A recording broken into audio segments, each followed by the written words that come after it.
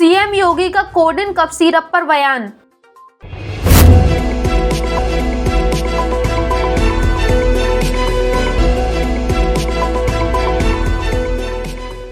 मुख्यमंत्री योगी आदित्यनाथ ने coding cough syrup मामले पर सख्त रुख अपनाते हुए कहा कि देश में दो तरह के नमूने हैं, एक दिल्ली में बैठकर बयान देते हैं और दूसरे लखनऊ में।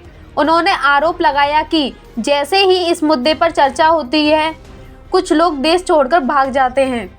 सीएम योगी ने साफ कहा कि उत्तर प्रदेश में कोडिन कफ सिरप से किसी की मौत नहीं हुई है। उन्होंने दावा किया कि कोडिन के सरगना को लाइसेंस समाजवादी पार्टी की सरकार में दिया गया था। यूपी में कोडिन कफ सिरप का कोई उत्पादन नहीं होता, जबकि मौतें तमिलनाडु में बने सिरप से हुई। मुख्यमंत्री ने बताया कि इस मामले में यूपी सरकार ने कड़ी कार्रवाई की है और आगे भी सख्त कदम उठाए जाएंगे। उन्होंने चेतावनी देते हुए कहा कि समय आने पर बुलडोजर एक्शन भी होगा, फिर कोई शिकायत नहीं सुनी जाएगी। महोदय, कोडिन कफ सिरप का मुद्दा जो इन्होंने उठाया है, मुद्दा था नकली दवाओं के सेवन के कारण होने वाली मौतों का, और उसके बारे में हमने पहले ही बताया है कि नकली दवा के कारण होने वाले मौत के प्रकरण की कोई भी बात अभी तक शासन के संज्ञान में नहीं आई है, और समय समय पर एफएसडीए विभाग इसको लेकर के छापेमारी करती है, कार्रवाई करती है। कंपनियों में भी इस प्रकार की कार्रवाई होती है। यूपी के अंदर कोडिन कफ सिरप इसके केवल स्टॉकिस्ट हैं, होलसेलर है, इसका यहां पे प्रोडक्शन नहीं होता है। ये मध्य प्रदेश में, हिमाचल में और अन्य राज्यों में होता है, और जो मौत के प्रकरण सामने आए हैं वे मौत के प्रकरण अन्य राज्यों में आए हैं। जिन राज्यों में आए हैं वह जो भी प्रकरण सामने आए हैं, यह तमिलनाडु में बने हुए एक सिरप के कारण सामने आई है। ये पूरा प्रकरण इलीगल, यानी इसमें एडिटेशन का भी नहीं है, यह इलीगल डाइवर्जन का है।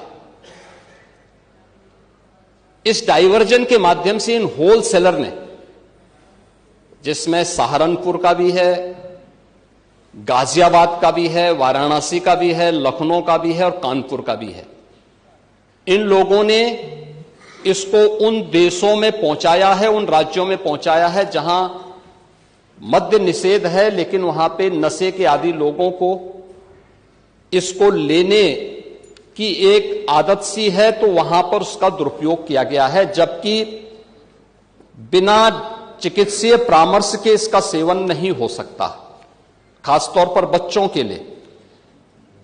एडल्ट भी चिकित्सीय परामर्श से इसका सेवन करता है। कौन ऐसा व्यक्ति है जिसने कफ सिरप नहीं लिया?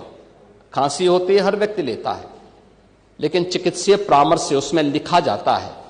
क्योंकि पढ़ाई लिखाई से आप लोगों का कोई वास्ता है नहीं, इसलिए आप लोग हमेशा इस प्रकार की बातें करते हैं। अब बात पहले अब सुन लीजिए ना, आपने पूरी बात बोली तो हम लोगों ने आपकी बात सुनी, आप लोग चिल्लाते रहे तब भी हम आपकी बात सुनते रहे। अब कम से कम हमारी बात तो सुन लें। ये कार्रवाई सरकार ने की है और सरकार ने इसके लिए 79 अभियोग अब तक दर्ज किए हैं।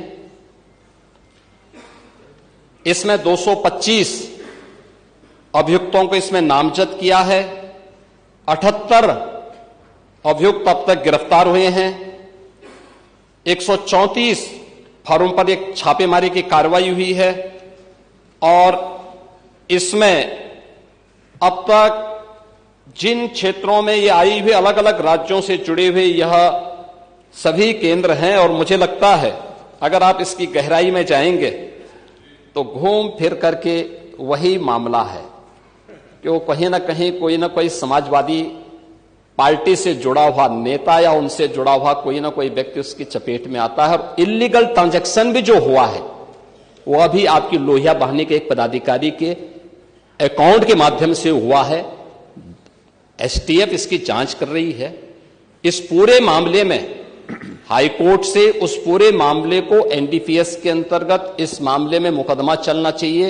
ये उत्तर प्रदेश सरकार ने इस लड़ाई को लड़ा है और उसको जीता है, और इस मामले में कोई भी अपराधी छूटने नहीं पाएगा।